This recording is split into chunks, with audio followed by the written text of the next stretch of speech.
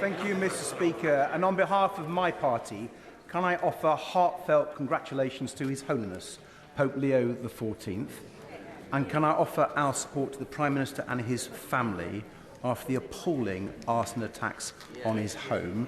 And can I echo his thanks to our brilliant police and firefighters? Mr. Speaker, 3 years ago, the previous government was faced with a choice. Their own Migration Advisory Committee told ministers that recruiting more care workers required improved conditions, career progression and better pay. But the Conservatives chose not to do that and instead brought in large numbers of care workers from overseas. Now, those carers looking after our loved ones in care homes should be thanked, not demonised. But will the Prime Minister do now the things the Conservatives refused to do, starting with a higher minimum wage for carers?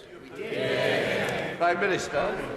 Can I first thank him for his comments about myself and my family? I do really appreciate it.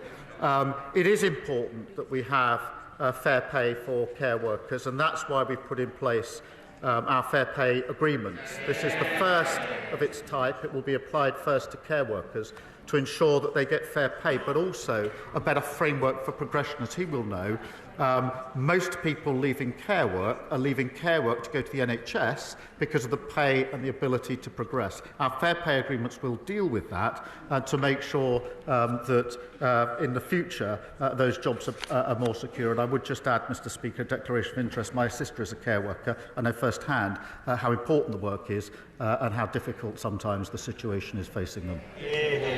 Davey.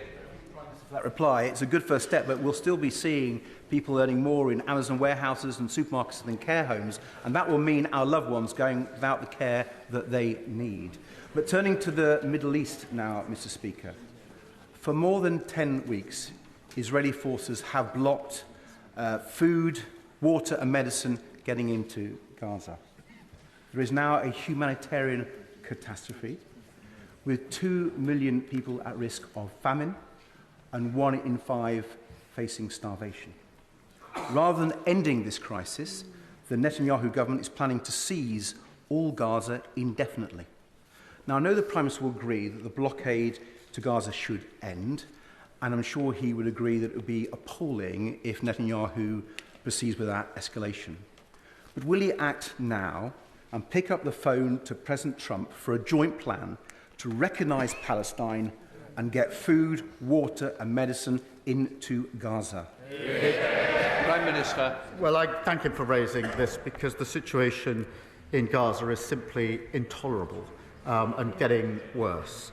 And we are working with other leaders urgently to bring about rapid and unimpeded flow of humanitarian aid into Gaza, which is desperately needed, obviously alongside the release of hostages, and to get back to a ceasefire, and that work is going on through my team 24/7. I do believe that is the initial action that needs to be taken, but I still fundamentally believe that however remote it may seem at the moment, the pathway to a two-state solution is the only way for settled and lasting peace in the Middle East, and we will continue with our allies to pursue that path.